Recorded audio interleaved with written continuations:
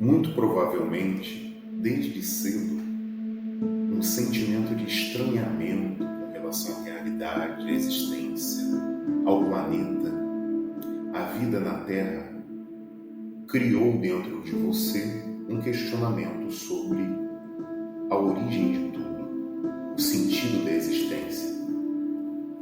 Ocorre que, para a maioria dos seres humanos, esse questionamento nasce e morre ainda nos primeiros anos de vida. De alguma forma, nós aprendemos a conviver com a incerteza da nossa origem. De alguma forma, nós aprendemos que a vida possui o sentido que nós mesmos damos e está tudo bem. Algumas pessoas, porém, permanecem com esse questionamento vivo e esse questionamento vai ganhando força no decorrer da sua vida. E em um determinado momento, ele fica insuportável. Você precisa dar resposta para a sua origem, para o sentido de tudo, para a vida na Terra. Por que os planetas se alinham? Por que existe a configuração dos astros? Por que a biologia é tão perfeitamente equilibrada? Por que as leis físicas existem? Como elas se aplicam? Uma necessidade urgente de que a vida e o mundo façam sentido começa a não suportar mais um mundo sem respostas. Meus caros amigos, irmãos e irmãs, eu lhes digo que esse é o princípio do despertar. Esse é o primeiro passo de um caminho que vai lhe levar a uma série de questionamentos, alguns com resposta, outros não, mas que vão te conduzir nesse percurso maravilhoso que se chama o despertar. Saibam que os antigos filósofos, religiosos, as grandes figuras de destaque espiritual percorreram também esse caminho.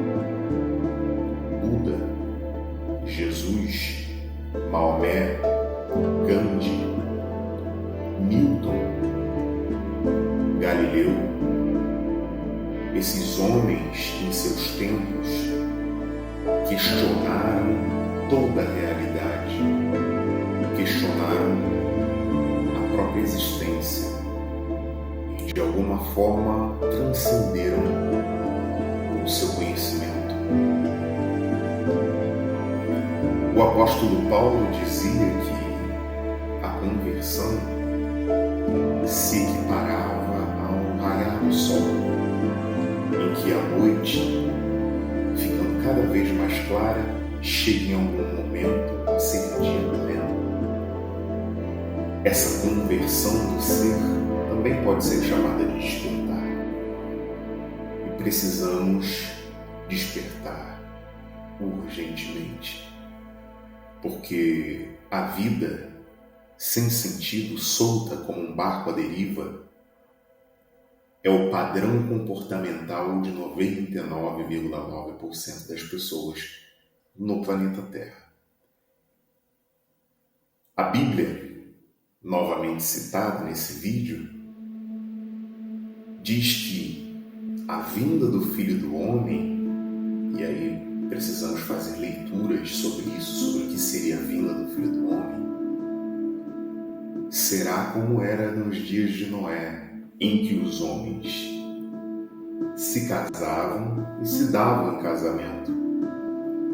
A Bíblia nos mostra que existia também uma futilidade existencial nos tempos de Noé e o mundo foi pego de surpresa com um evento chamado dilúvio. Assim será também nos dias presentes, em que a humanidade será convidada novamente a repensar a sua própria futilidade. O despertar meus caros irmãos, irmãs e ouvintes, não é um ponto em que devemos chegar. O despertar é um percurso, é uma jornada. E, assim como Paulo ensinou, vamos da completa escuridão até o completo dia. Mas existe um caminho infinito entre esses dois pontos. E o caminho é o próprio despertar.